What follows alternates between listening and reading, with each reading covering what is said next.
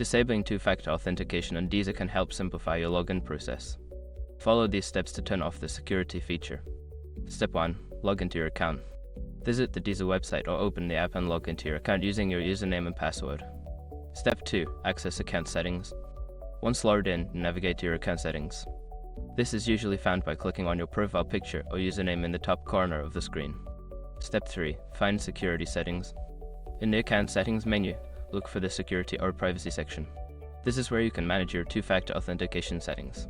Step 4. Disable two-factor authentication. Within the security settings, locate the option for two-factor authentication. There should be a toggle or checkbox that allows you to disable it. Click to turn it off. Step 5. Confirm changes. After disabling the feature, you may be prompted to confirm your decision.